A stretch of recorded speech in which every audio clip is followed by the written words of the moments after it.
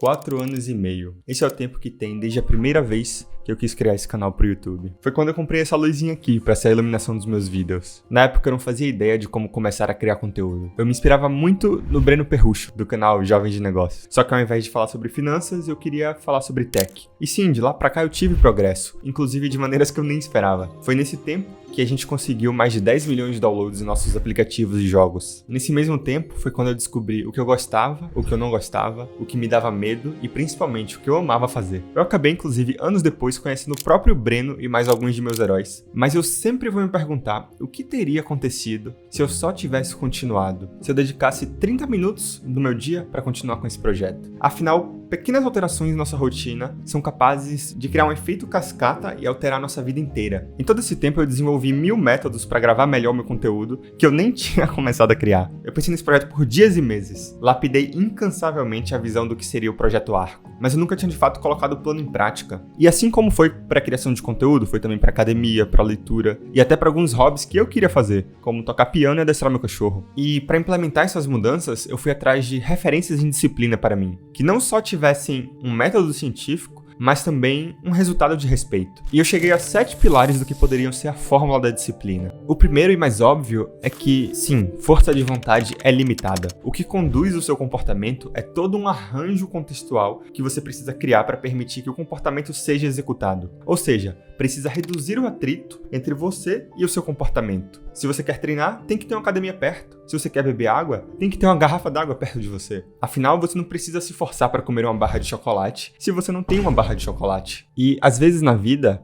para fazer uma mudança de contexto, é preciso ter um mínimo de recursos, seja financeiro ou de tempo. E se naquele momento não é possível fazer esse rearranjo, é preciso dar uma acalmada, fazer uma repriorização na vida e eventualmente traçar um plano para chegar nesse rearranjo. O segundo ponto é que, para manter um simples hábito, como escovar os dentes, você só precisa de um comportamento mecânico, manual, de ação e consequência. Mas para manter a disciplina, para alcançar um objetivo complexo, você precisa entender o porquê. Por que você quer manter a sua disciplina? Afinal, sem um motivo intrínseco, você não terá o que perseguir. Sêneca tem uma passagem que diz: se um homem não sabe para qual porto navega, nenhum vento lhe é favorável. O Wesley fala muito sobre dopamina não ser sobre recompensa, e sim motivação. Teve um estudo feito na Alemanha que mostrou justamente isso. E basicamente os pesquisadores ensinaram ao macaco que sempre que acendesse uma luz no teto e o macaquinho apertasse um botão, ele ganharia um suquinho. Então a sequência era luz, botão, recompensa. E o estudo mostrou que o pico de dopamina medido no macaquinho era sempre que ele via a luz, e não quando ganhava o suco. Mas ele só tinha esse pico ao ver a luz porque ele já sabia que iria ganhar o suco em seguida. Por isso a importância de você conhecer a sua recompensa.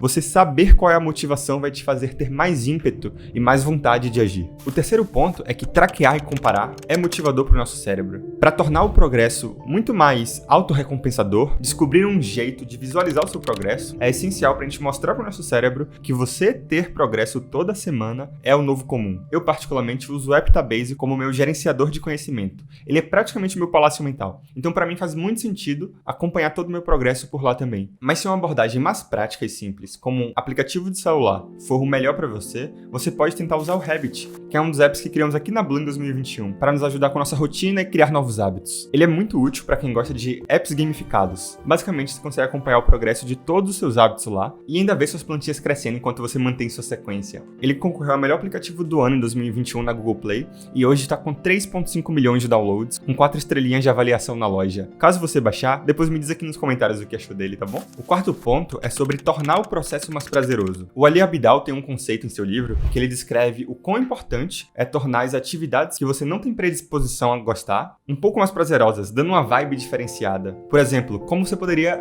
tornar estudar para uma prova mais agradável? Talvez tentar colocar uma música de fundo de Senhor dos Anéis sempre que fosse estudar, ou talvez tentar ir para uma cafeteria, uma biblioteca, para tornar o contexto de estudo quase uma aventura, ou talvez simplesmente usar post-its coloridos para tornar mais lúdico o aprendizado. Afinal, quando você gosta do que está fazendo, a produtividade e a disciplina naturalmente dão conta de aparecer. Paradoxalmente, o quinto ponto é sobre abraçar o microdesconforto. David Goggins é um dos caras mais casca-grossas desse mundo, e esse sempre foi o objetivo dele, colocar somente o seu corpo no limite. Ele chegou até ser um Navy SEAL, que é basicamente a principal força de operações especiais da Marinha dos Estados Unidos. Goggins conta em seu livro que quando ele era criança, a mãe dele tinha tipo um pote de biscoitos, que de vez em quando ele era premiado com alguns desses biscoitos. E uma vez, em uma corrida de 24 horas que ele estava fazendo, uma coisa meio maluca mesmo, ele já estava quase desistindo, assistindo, e ele fez questão de lembrar de tudo que ele havia passado até ali, e que apenas uma corrida de 24 horas não conseguiria derrotá-lo. Ele chamou isso de seu novo pote de biscoitos, e sempre que ele estava em um momento que o estresse tinha subido a cabeça, e ele se achava incapaz, ou não pensava que ele conseguia fazer algo, ele abria o seu pote de biscoitos, lembrava de um desafio que superou e resetava sua mentalidade. Goggins fala também da importância de você se lembrar o quão casca-grossa você é em momentos de necessidade. O seu cérebro meio que se acostuma com a visão de que você tem de si próprio e começa a cada vez mais se enxergar como alguém que consegue fazer coisas difíceis, desconfortáveis, e você começa a se acostumar com a ideia de que você é mais casca-grossa do que você pensava. Quando o pessoal fala sobre acordar cedo, tomar banho gelado e essas coisas, é meio que com o intuito de criar esses micro desconfortos em sua rotina e mostrar pro seu cérebro, logo no começo do dia, que a vida não é um bolo de morango. E óbvio que você não precisa entrar em uma banheira de gelo para isso. Pode ser que você já supere desafios o suficiente no seu dia a dia, mas nesse caso lembre de colocar ele no seu pote de biscoitos. O sexto ponto que eu anotei é bem interessante, e ele meio que fala para você se preparar para as tentações. É uma técnica também conhecida como implementação mental. Tem um estudo da psicóloga Angela Duckworth, em que um grupo de estudantes do ensino médio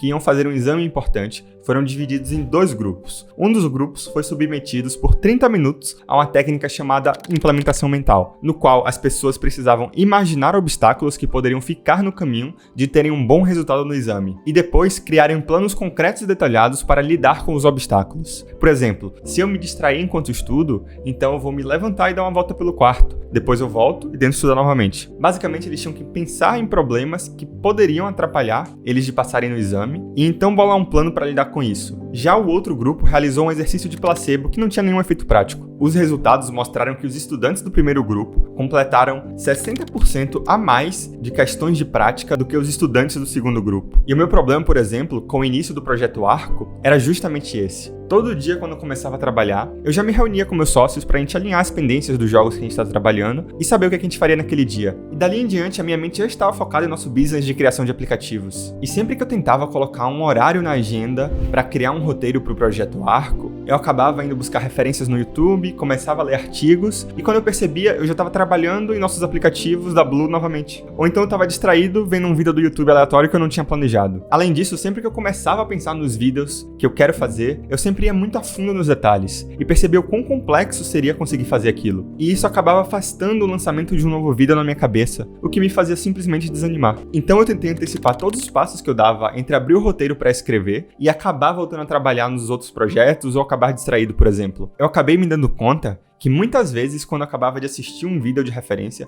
eu simplesmente clicava no botão de home do YouTube, no automático, e era fisgado pelo algoritmo para clicar em um vídeo de um assunto que não tinha nada a ver com o que eu tinha planejado. Então eu decidi que eu simplesmente não poderia entrar na internet ou pegar o celular para ver nenhuma referência. Eu só poderia estar com o roteiro aberto e nada mais. Mesmo que isso significasse escrever algo que depois eu achasse que ficou muito ruim, o que eu precisava era apenas o comportamento de escrever por horas sem parar. E segundo o conselho do próprio MrBeast, a melhor estratégia para começar no YouTube é apenas começar e ir melhorando uma coisa a todo vídeo. E então no vídeo número 100 você provavelmente terá um vídeo incrível. Mas até lá, apenas se preocupe em continuar lançando e melhorando em relação ao seu último vídeo. O sétimo e último ponto é algo que talvez não funcione na maioria dos contextos, mas foi algo que pra mim também me deu uma grande ajuda, que é basicamente se comprometer com sua pele em jogo. Eu apostei com meu irmão que eu iria fazer uma quantidade de vídeos o suficientes por mês, ou então eu acabaria pagando R$20 pra ele todo mês que eu não fizesse isso. Outro exemplo foi que essas luzes que eu tô usando aqui agora pra gravar, inclusive, não são minhas. Um amigo fotógrafo de bom coração me emprestou elas por exatamente um dia. Então era o tempo exato que eu tinha pra gravar.